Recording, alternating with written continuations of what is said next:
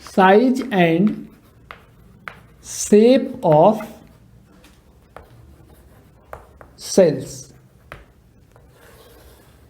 Now, as you know that there are numerous types of creatures on this earth, and all living organisms have different types of cells present in their body.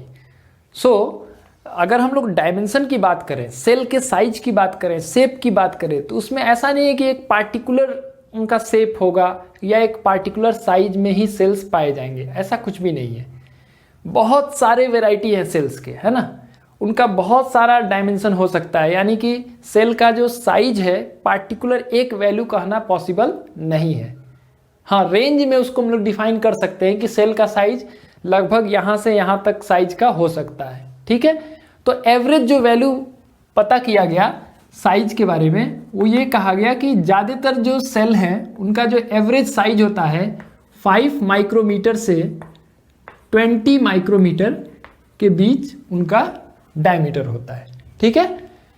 उसका जो diameter है, जिसको हम लोग size of the cell के form में हम लोग डिफाइन कर रहे हैं, वो उसकी जो एवरेज रीडिंग है वो 5 माइक्रोमीटर से 20 माइक्रोमीटर इस रेंज में पाई जाती है, ठीक है। ये एवरेज डेटा है। कुछ ऐसे सेल्स मिल सकते हैं जिनका साइज इवन इससे भी छोटा हो सकता है, 5 माइक्रोमीटर से भी कम उनका डायमीटर हो सकता है, और कुछ ऐसे भी सेल मिल सकते हैं जिसका डायमीटर 20 माइक्रोमीटर से भी ज़्यादा हो सकता है, लेकिन ज़्यादातर सेल्स का साइज इस रेंज में होता है, ठीक है। अब आपने ये फिजिक्स में पढ़ा ही होगा, 1 माइक्रोमीटर इज इक्वल टू होता है 10⁻⁻6 मीटर, ठीक है। तो उसके अकॉर्डिंग हम इसको लिख सकते हैं 5 × 10⁻⁻6 मीटर टू 20 × 10⁻⁻6 मीटर। ये जो है रेंज है जिसके बीच में सेल्स के साइज पाए जाते हैं, डिफरेंट ऑर्गेनिजम्स के जो सेल्स होते हैं उनमें, ठीक है। अच्छा, दूसरा फैक्टर है हमारा कि अब हम थोड़ा सा देखें कि जो सबसे छोटा सेल है वो कौन सा है, सबसे बड़ा सेल है वो कौन सा है, क्योंकि ये जनरली एग्जाम्स में पूछे आते हैं, है ना। तो smallest cell is PPLO. What is the full form of PPLO? Pleuro pneumonia like organism. इसकी जो साइज है ये है 0.1 micrometre. This is the smallest known cell. This is the smallest known cell. सबसे छोटा सेल है। अब तक जितने भी सेल पाए गए या देखे गए, डिस्कवर किए गए, उनमें सबसे छोटा सेल PPLO सेल होता है, जिसकी साइज 0.1 माइक्रोमीटर होती है, ठीक है। ये बहुत ही इंपॉर्टेंट फैक्ट है। Largest cell is ostrich egg cell. Ostrich is a bird, flightless bird, ठीक है, जो काफ़ी हैवी बॉडी होती है इनकी, बड़े साइज के बर्ड होते हैं ये, ठीक है। ये फ्लाइट की एबिलिटी नहीं रखते हैं, यानी ऊंचाइयों में उड़ नहीं सकते हैं ये, ठीक है। थोड़ा बहुत जरूर आगे पीछे कर सकते हैं, अपने पंख होते हैं इनके पास, लेकिन ये फ्लाइट नहीं ले सकते, ठीक है। और इनका जो एग होता है उसकी डायमीटर 15 सेंटीमीटर होती है, यानी आपका जो ऑर्डिनरी स्केल होता है, जो कि आपके इंस्ट्रूमेंट बॉक्स में स्केल होगा, उसके साइज के बराबर इसके एग का डायमीटर होता है। And this is the largest known cell, ठीक है। अच्छा, longest cell is the neuron cell. Neuron cell मतलब क्या हुआ? Nerve cell. जो हमारे नर्वस सिस्टम के सेल्स होते हैं उन्हीं को हम लोग नर्व सेल या न्यूरॉन सेल कहते हैं, ठीक है। Nerve cell actually, not nervous system, nerve cell. तो नर्व सेल या न्यूरॉन सेल, आपने इसके बारे में जरूर थोड़ा बहुत इंफॉर्मेशन रखा होगा। ऐसे शेप में हम लोग बनाते थे ह्यूमन न्यूरॉन सेल को, ऐसे, है ना, आपको याद आ रहा होगा। This is terminal arborization and these are dendrites.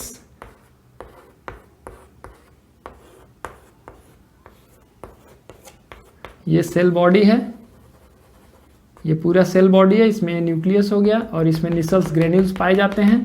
ये एक टिपिकल न्यूरॉन सेल है। जो नर्वस सिस्टम में जो नर्व सेल होते हैं उन्हीं को न्यूरॉन सेल कहते हैं, और कुछ न्यूरॉन सेल की लंबाई लगभग 1 मीटर हो सकती है। ठीक है, and they are the longest known living cell. ठीक है, तो ये 3 इंपॉर्टेंट फैक्ट है जो सेल के साइज से रिलेटेड आपको याद रखना है। स्मॉलेस्ट सेल कौन सा है? पीपीएलओ। इसका साइज क्या होता है? 0.1 micrometre. Largest cell ostrich egg cell है जिसका डायमीटर 15 सेंटीमीटर है। और longest cell they are neuron cells and their length may be about 1 metre. ठीक है ना, इससे बड़ा कोई सेल नहीं पाया गया है, इससे ज़्यादा डायमीटर वाला कोई सेल नहीं पाया गया, और इससे छोटा कोई सेल नहीं है। ठीक है, तो ये काफ़ी इंपॉर्टेंट हो जाता है याद रखना जब हम लोग साइज की बात करते हैं। ठीक है, दूसरा चीज़ है शेप ऑफ सेल। तो शेप ऑफ सेल, वैसे तो अगर कहा जाए तो इतने सारे क्रिएचर्स हैं इस अर्थ पर और उनके बॉडी में बहुत तरह के सेल हैं। आप अपने ही बॉडी में अगर इमेजिन करें तो बहुत तरह के सेल हमारे बॉडी में प्रेजेंट हैं जिनका अलग अलग शेप होगा। तो एक पार्टिकुलर शेप में सेल नहीं पाए जाते हैं। ऐसा नहीं है कि सेल का एक पार्टिकुलर शेप होता है। They may be round, they may be oval, they may be columnar, they may be cuboidal.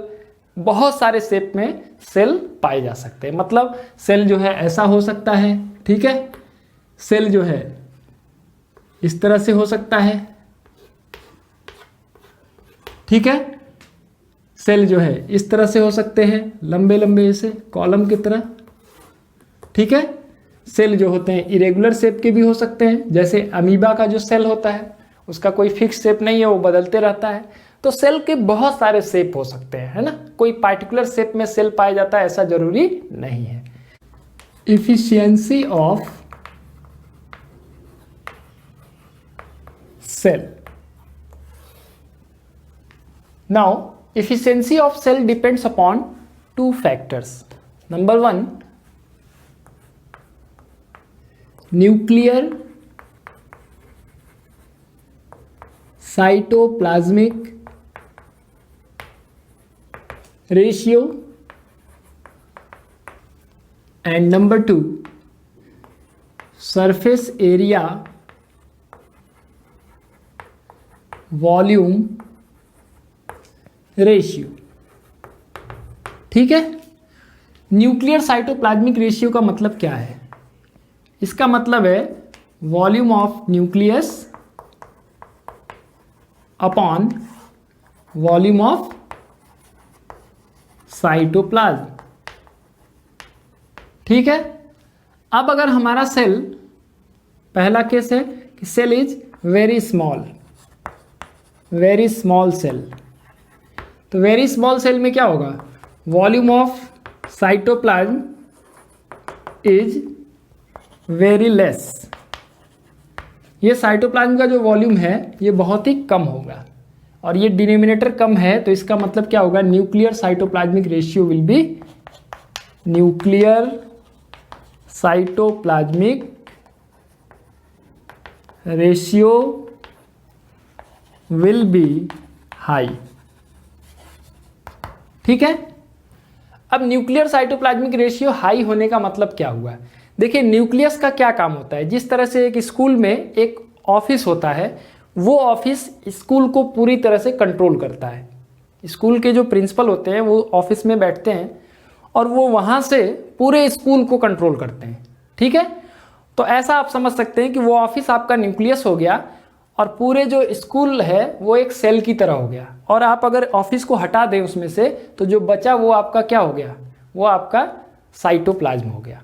ठीक है, तो आप समझ सकते हैं कि न्यूक्लियस के लिए ये काम तब आसान होगा जब साइटोप्लाज्म का वॉल्यूम कम होगा। जैसे एक छोटा सा स्कूल है जिसमें सिर्फ 5 क्लास है, 1 2 3 4 5, और एक बड़ा सा स्कूल है जिसमें 1 से लेकर के 12 तक के क्लास हैं। ठीक है, कॉलेज है एक।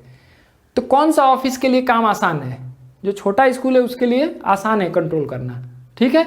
उसी तरीके से अगर साइटोप्लाज्म का वॉल्यूम कम होगा या हम कहें न्यूक्लियर साइटोप्लाज्मिक रेशियो की वैल्यू हाई होगी, ठीक है, उस केस में न्यूक्लियस अपने सेल के अंदर होने वाले केमिकल रिएक्शंस को आसानी से कंट्रोल कर सकता है, ठीक है।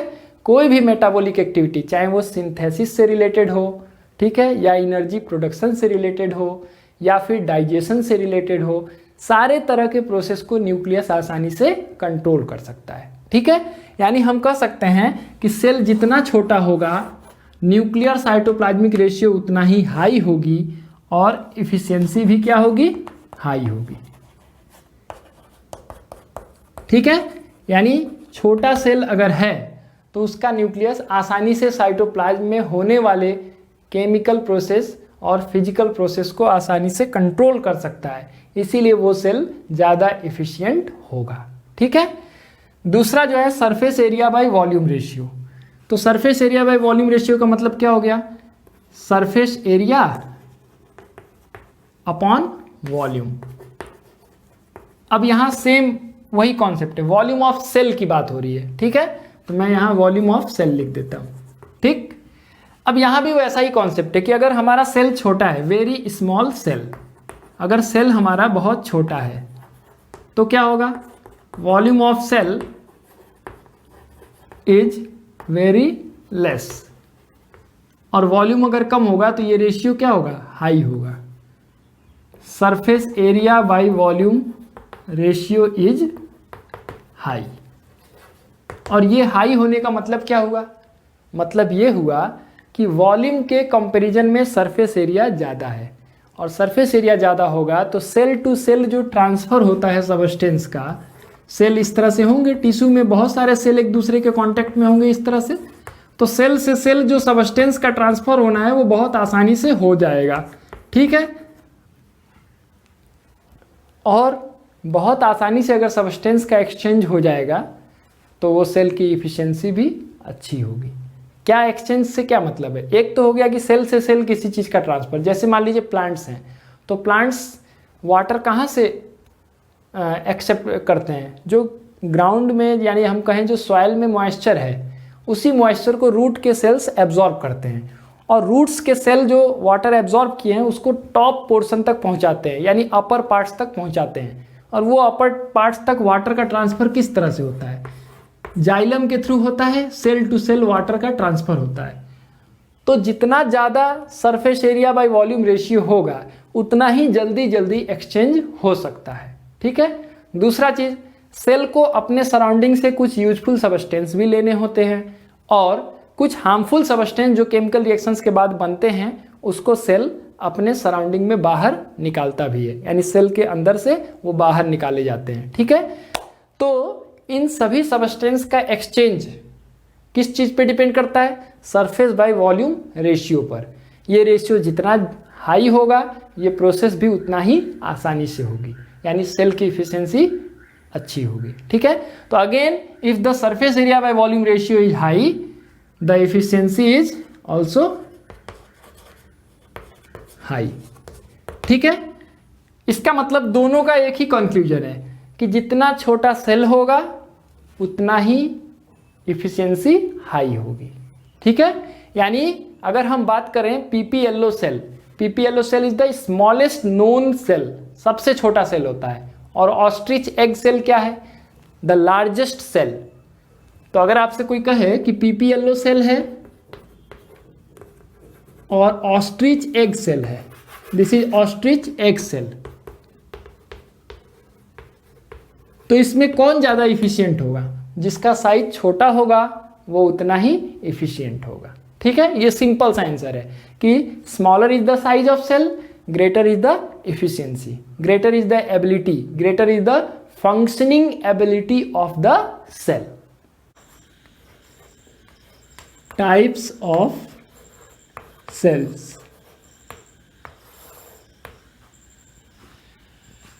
Now, cells can be classified into several categories depending upon the method of classification, how they are categorized, ठीक है।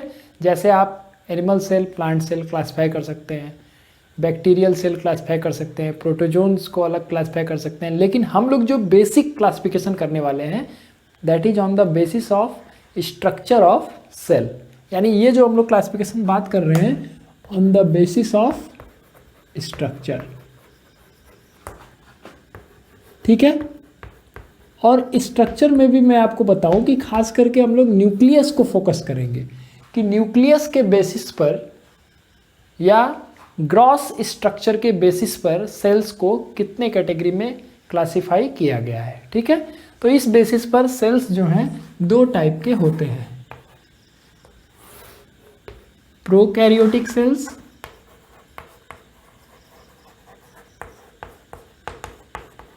एंड यूकैरियोटिक सेल्स, ठीक है। तो ये चीज आपको क्लियर होना चाहिए सबसे पहले कि on the basis of structure cells are of two types, prokaryotic cells and eukaryotic cells, ठीक है। अब जो प्रोकैरियोटिक सेल्स है, प्रो मीन्स होता है प्रिमिटिव और कैरियन मीन्स होता है न्यूक्लियस, ठीक है। तो इसका मतलब ये हुआ कि प्रोकैरियोटिक सेल्स ऐसे सेल्स होते हैं जिनमें न्यूक्लियस वेल डेवलप्ड नहीं होता है, ठीक है। यानी nucleus is not well developed. पहला चीज, it is in the form of nucleoid, ठीक है। न्यूक्लियोइड के फॉर्म में होता है। न्यूक्लियोइड क्या होता है? मतलब genetic material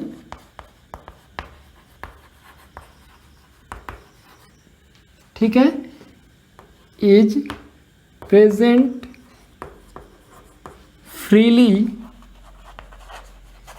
in the cytoplasm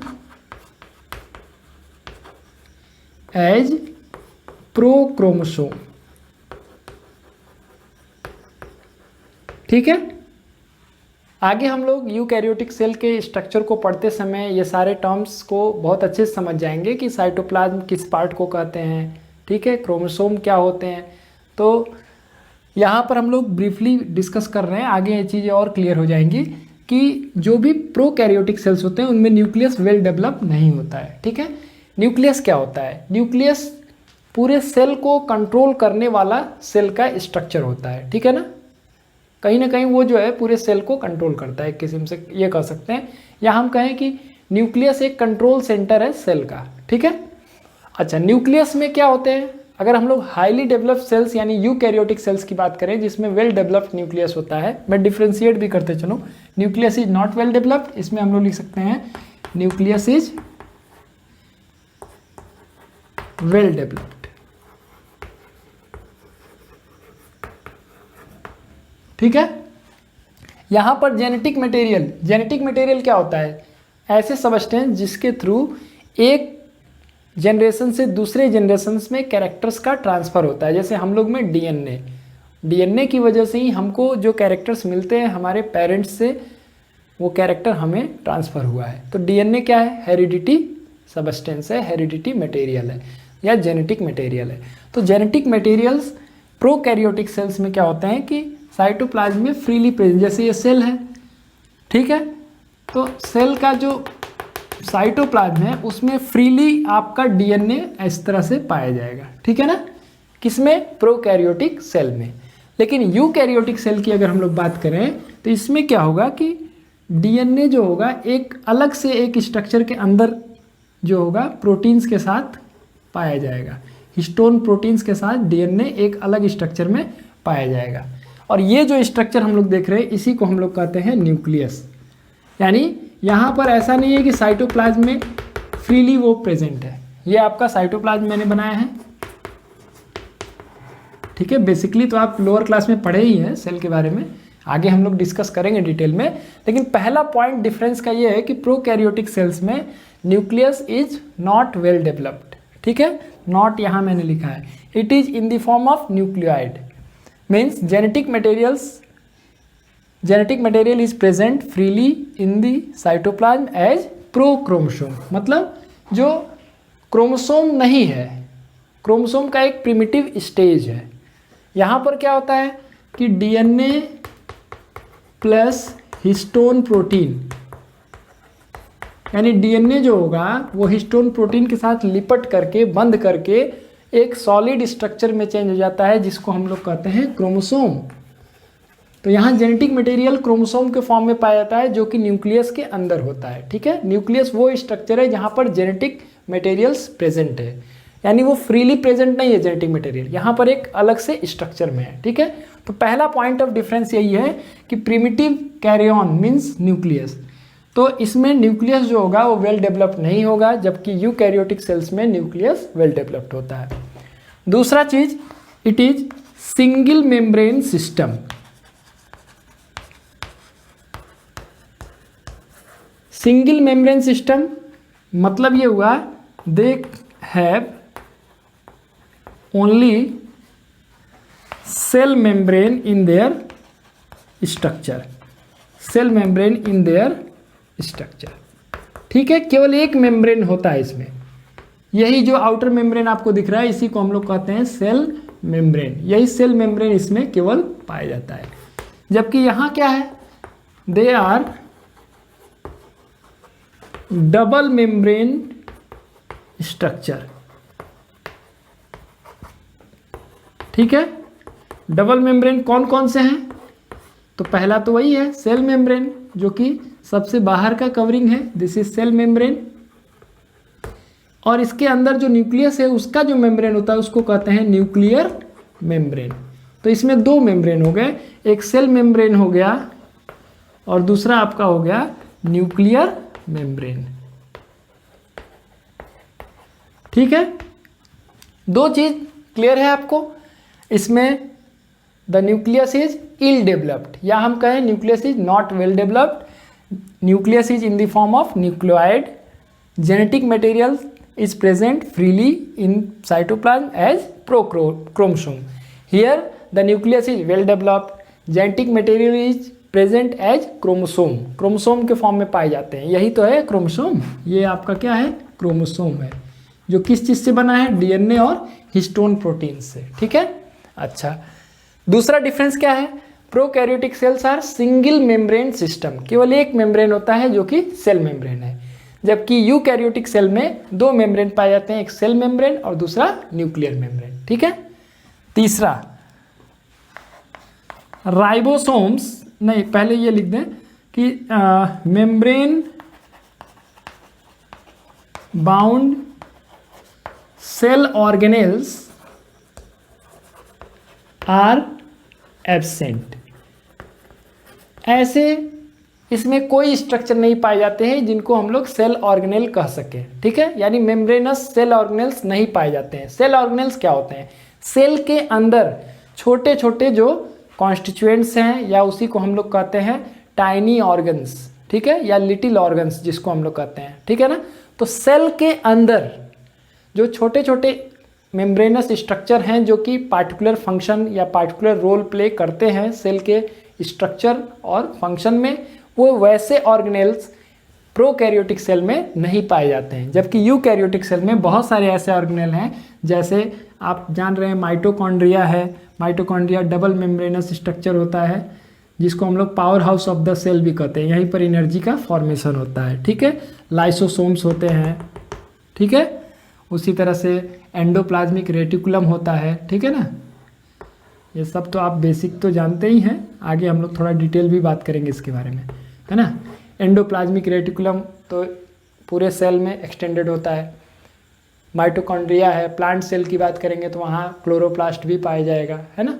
Golgi bodies हैं। ठीक, तो ये सारे जो मेम्ब्रेन बाउंड सेल ऑर्गेनेल्स होते हैं वो यूकैरियोटिक सेल में पाए जाते हैं, लेकिन प्रोकैरियोटिक सेल में प्रेजेंट नहीं होते हैं। तो यहाँ मैं लिख दूंगा मेम्ब्रेन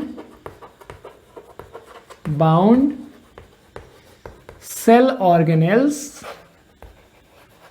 आर प्रेजेंट। ठीक है, और एक और इम्पॉर्टेंट डिफरेंस है राइबोसोम्स। राइबोसोम्स तो ऐसे स्ट्रक्चर होते हैं जो सभी सेल्स में पाए जाते हैं, चाहे वो प्रोकैरियोटिक की बात करें या eukaryotic. Ribosomes are the cell organelles which are present, not cell organelle, they are actually in the form of granules. Cell organelle तो है, ठीक है, लेकिन वो ग्रेन्यूल्स के फॉर्म में ही पाया जाता है, कोई मेम्ब्रेन नहीं होता है, इसलिए ये अलग हो जाता है। देखिए यहाँ क्या लिखा गया है, मेम्ब्रेन बाउंड सेल ऑर्गेनेल्स, ठीक है। ऐसा सेल ऑर्गेनेल जिसमें मेम्ब्रेन पाया जाए वो इसमें नहीं पाए जाते हैं, लेकिन राइबोसोम एक ऐसा सेल ऑर्गेनेल है जिसमें मेम्ब्रेन नहीं पाया जाता, इसलिए नॉन मेम्ब्रेनस सेल ऑर्गेनेल में राइबोसोम को हम लोग रखते हैं, ठीक है। तो ribosomes are present in the cytoplasm, ठीक है। राइबोसोम जो होंगे साइटोप्लाज्म में ही स्कैटर्ड इस तरह से पाए जाएंगे, ठीक। जबकि इसमें राइबोसोम साइटोप्लाज्म में भी पाए जा सकते हैं और एंडोप्लाज्मिक रेटिकुलम के सरफेस पर भी पाए जा सकते हैं। आगे हम बात करेंगे जब एंडोप्लाज्मिक रेटिकुलम की, तो वहाँ मैं बताऊंगा कि राइबोसोम अगर पाया जाता है एंडोप्लाज्मिक रेटिकुलम के सरफेस पर तो वो किस टाइप का एंडोप्लाज्मिक रेटिकुलम होता है, और नहीं पाया जाएगा तब किस टाइप का एंडोप्लाज्मिक रेटिकुलम होगा, ठीक है। तो मैं यहाँ लिख दूँ, ribosomes may be present freely in the cytoplasm or on the surface of endoplasmic reticulum, ठीक है। तो राइबोसोम या तो साइटोप्लाज्म में फ्रीली प्रेजेंट हो सकते हैं, या इसके केस की बात कर रहा हूं मैं कि राइबोसोम साइटोप्लाज्म में फ्रीली प्रेजेंट हो सकते हैं या फिर एंडोप्लाज्मिक रेटिकुलम के सरफेस पर पाए जा सकते हैं। जबकि इसमें एंडोप्लाज्मिक रेटिकुलम तो है ही नहीं भाई, तो कहाँ पाए जाएंगे, केवल साइटोप्लाज्म में पाए जाएंगे, ठीक है। तो ये कुछ इंपॉर्टेंट डिफरेंस है प्रोकैरियोटिक सेल्स और यूकैरियोटिक सेल्स के स्ट्रक्चर में, ठीक है। ये बेसिक क्लासिफिकेशन है। जैसे आपसे कोई पूछे कितने टाइप के सेल्स होते हैं, तो आपका पहला आंसर यही होना चाहिए, there are 2 types of cells, prokaryotic cells and eukaryotic cells, ठीक है। जब भी आपसे पूछा जाए how many types of cells are there, तो आपका आंसर होगा there are 2 types of cells, prokaryotic cells and eukaryotic cells. और ये कुछ इंपॉर्टेंट डिफरेंस है जिससे हम लोग इन चीज़ों को और क्लियर कर सकते हैं। आपको मैंने बताया था कि जो स्मॉलेस्ट सेल है, स्मॉलेस्ट सेल इज पीपीएलओ, ठीक है। जो माइकोप्लाज्मस है, mycoplasmas PPLO is a smallest cell, इसका जो डायमीटर है 0.1 माइक्रोमीटर, तो ये इसी कैटेगरी में आता है। इसी तरह बैक्टीरियल सेल भी इसी कैटेगरी में आएगा, जो बैक्टीरिया का सेल होता है वो भी इसी कैटेगरी में आएगा।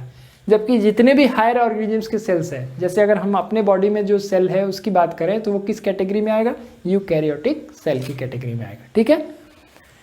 हम लोग को जो डिटेल स्ट्रक्चर पढ़ना है वो यूकैरियोटिक सेल का ही पढ़ना है, ठीक है, क्योंकि ये तो बहुत ही सिंप्लीफाइड सेल होते हैं, ठीक है ना। कुछ भी ऐसा बहुत डिटेल स्ट्रक्चर नहीं होता है, सिंपल सा एक सेल मेम्ब्रेन होता है और उसके अंदर साइटोप्लाज्म है और जेनेटिक मटेरियल है, तो बहुत ही सिंप्लीफाइड होता है ये। तो इसीलिए हम लोग को जो डिटेल स्ट्रक्चर पढ़ना है या उनके फंक्शंस को हम लोग को समझना है वो कौन से सेल का है, यूकैरियोटिक सेल्स का है, ठीक है ना, जिसका डिस्कशन हम लोग आगे करेंगे, ठीक है ना।